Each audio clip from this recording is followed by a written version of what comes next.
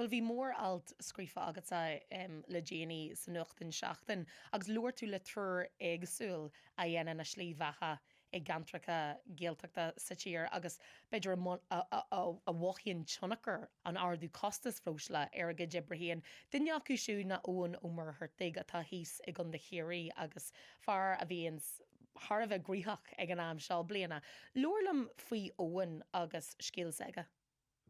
Well, chun haar talweerte het an óin ó mar a cheartí tá cólaart aige ó mar a cheartí agri agus bín sin na pléile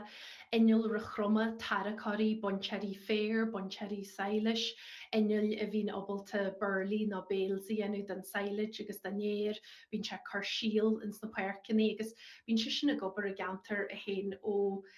charca riine siar ón daingen an cantar fád an lehanne sin isteag go ball an daingen agus fiú amach go lispóil agus sean tam blianana marm ebran gotí beidir jeruman fóver is an Thomas grihí den bhíon agus sin mar sin séar bontinéir, séar bont sailig, séar bheith genú béaltaí agus mar sin dé, caihí sé sin a bheith grithe a riche náma inis agus bín beidir seart na art tarachar inilre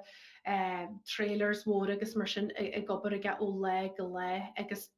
ó wadín bitir gomín se dara hamal san ihe mar sin tá sé sinnig brec a homlanar ar inile úsáidin go leor diesel agus diesel glas no green diesel mar a dúirsid. Agus cé an tunagur a bhí ag an ardú costas breosla ar a chlíomhecha mar sin? Well, dúirt se leit a bon ar a Harlí an cogu in san bhanathair hí se héin chun thoirí talmhaíarta eile, fermarí eile bhí brethir ar a go tacaí agus mar sin dé a garcha riine ó dhearú bhí feabhra tús muirta bhí siad sin buailte ag costas a bhrásla, dúirt se gur airdaí costas a diesel gur se dúbailte rud a chasnathe beidir 350 euro a líú an éirí ar Harachar gur se cosna beidir 640 euro. Gur preisanála gal suas agus síos agus dúirte gur chrúhí sin deacarartí móra do héin mar tá sé sin i galamála beidir puircinní fér a bhaint do ghuioine caihí preis a bh sacrí ar a bhré ach dúirte gur se hadh deacar sin na dhéanú nar a bhí beidir an diesel gal an airde 20 cent sa lein ó gairdú ní smó gur se hadh dalí hartar rud cátam agus dúirte le na henneil mhóra teige sin caiithir diesel a chorantú caiithí si a bheith gobar ní heigiad a bhna CG-win tan na conraí síní le daoine le bh gobar ar a go talú. Agus dúirte gur seán Thomas massad an bhíon deocha le